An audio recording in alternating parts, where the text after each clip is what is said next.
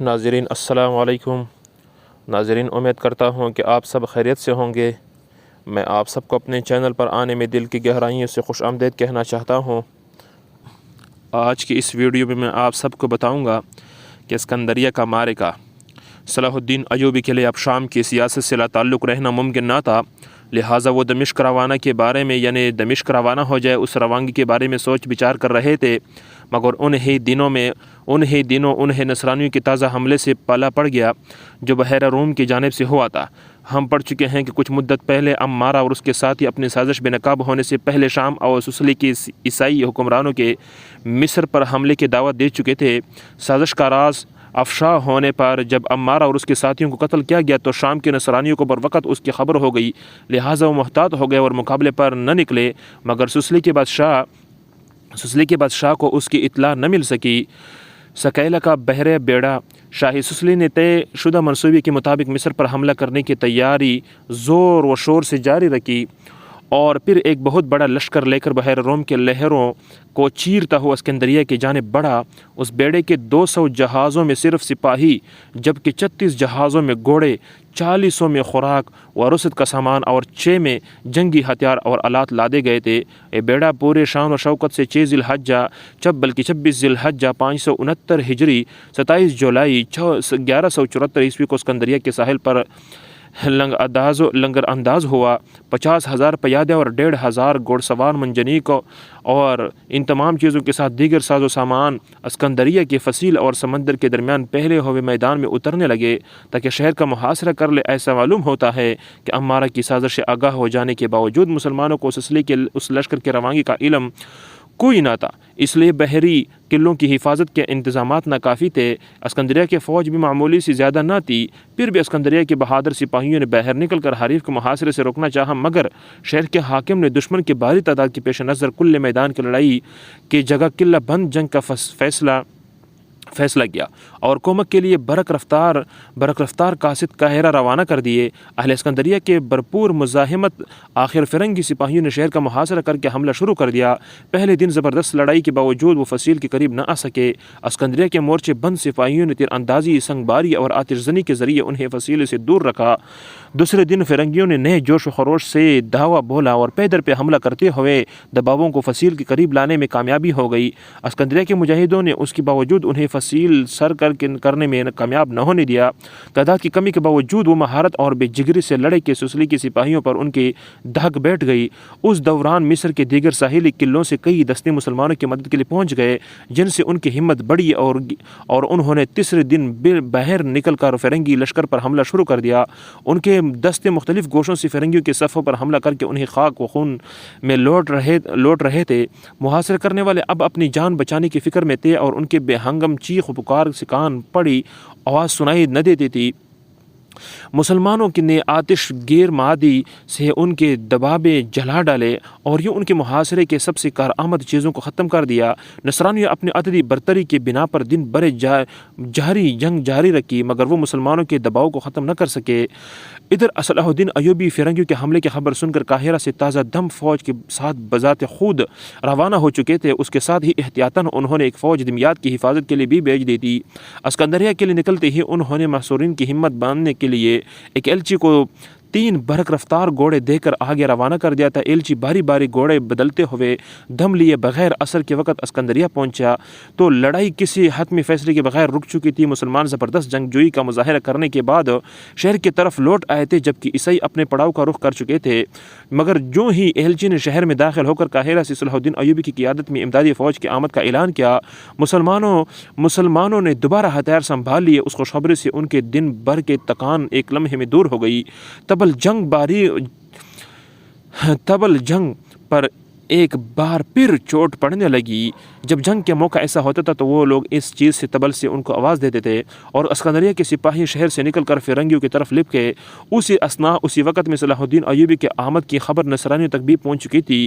صبح سے شام تک سخت ترین معرکے کے بعد ان میں دوبارہ لڑنے کی ہمت نہیں رہی تھی، چنانچہ وہ تیزی سے اپنے بحری جہازوں کی طرف بھاگے۔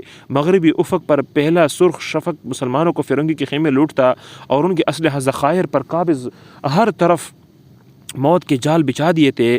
فرنگیوں نے اپنی کشتیاں ساحل کے قریب منگوا لی تھی۔ ان کی آخری کوشش یہ تھی کہ کس طرح ان میں سوار ہو کر اپنے بیڑے تک پہنچ جائیں، مگر اس ہنگامے داؤ گیر میں ہمیشہ فرنگیوں کشتی میں سوار نہ ہو سکے۔ اب کچھ دوبارہ ساحل کی طرف بھاگے اور کچھ سمندر میں غرق ہو گئے۔ تاہم ان کی ایک اچھی خاصی تعداد کشتیوں میں بیٹھ گئی۔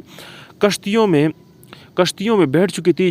جب یہ کشتیاں ان سپاہیوں کو لے کر ساحل سے دور ہونے لگی تو مسلم غوطہ خوروں نے کمال کر دیا۔ جو مسلمان تھے، جو غوطہ لگا سکتے تھے، وہ زیر آب تیرتے ہوئے کشتیوں کے نیچے پہنچ گئے اور کئی کشتیوں کے پیندے میں پہاڑ ڈالے۔ بدقسمت کشتیاں سواریوں سمت ڈوب گئی۔ یہ دیکھ کر فرنگی جو کشتیوں میں بیٹھنے کی امید لے کر ساحل پر جمع تھے مختلف سمتوں میں بھاگ نکلے۔ تاہم مسلمانوں نے انہیں جلد گھیر لیا۔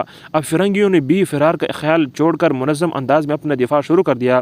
رات بھر لڑائی ہوتی رہی اور اگلے دن دوپہر کو جا کر مارے کا تہمہ سلسلے کے سرماؤں کی بڑی تعداد قتل یا گرفتار ہو چکی تھی، جبکہ بحری جہازوں کے ذریعے جان بچا کر نکل جانے والوں کی اس رات دہشت انگیزی مدتوں نہ بولی۔ یہ واقعہ 1 محرم 570 کا ہے۔ اسوان میں کنز کی بغاوت اور سرخوبی۔ اسکندریہ کی اس معرکے کے بعد صلاح الدین ایوبی کو بالائے مصر کی علاقہ اسوان کی طرف توجہ دینا پڑی، جہاں ایک بااعتماد مصری افسر کنز الدولہ نے جو خفیہ طور پر دولت عبیدیہ کے احیاء کی تعریف چلا رہا تھا، بغاوت کر دی تھی۔ یہ بڑا ہوشیار شخص تھا اور مصر کے سوڈان کے ساتھ لگنے والے سرحدی علاقوں بلاد النوبہ کا نگران تھا۔ ایک سال قبل جب سوڈان کے لوگوں نے مصری سرحدات پر یلغاری کی تھی اور انہوں نے غداری کی تھی، تو کنز الدولہ نے شجاع بالابکی کے ساتھ مل کر ان کے خلاف کارروائی شروع کی تھی۔ اس فتح یابی میں کنز الدولہ کا کردار نمایاں تھا۔ اس کی یہ خدمات صلاح الدین ایوبی کا اس کے اعتماد کو بڑھا رہی تھی۔ کسی کو معلوم نہ تھا کہ وہ اندر دولت عبیدیہ کا داعی ہیں اور غلبانوں، کسانوں، بدوؤں، حبشیوں اور اوباش لوگوں کی بڑی تعداد اس کے ساتھ مل چکی ہیں۔ ابن شداد لکھتے ہیں کہ مصر کے حکمران مصر کا ایک ممتاز شخص تھا۔ یہ ان لشکر کا بڑا مصر کے ایک ممتاز شخص تھا جسے اسوان بھیجا گیا تھا اور وہاں کے امور انجام دیتا رہا۔ اس نے سوڈانیوں کی بھاری تعداد کو اپنے گرد جمع کر لیا، انہیں امید دلاتا رہا کہ وہ ملک پر قابض ہو کر مصر کی سابق حکومت کو بحال کر دے گا۔ ان لوگوں کے دلوں میں مصر کی اعتمادی اس قدر تھی کہ انہیں کچھ بھی کرنا آسان لگتا تھا۔ آخرکار 569 ہجری اور 1174 عیسوی کے اواخر میں انہوں نے کلہ بغاوت شروع کر دی۔ اس کی جرأت اتنی بڑھ گئی تھی کہ اس نے صلاح الدین ایوبی کے ایک امیر کو قتل کر ڈالا جو ایک نامور سرکاری مصاحب ابو الحیجا کا بھائی تھا۔ سلطان نے کنزو کی سرکوبی کے لیے پہلے ابو الحیجا کو اور پھر اپنے بھائی الملک العادل کو بھیجا۔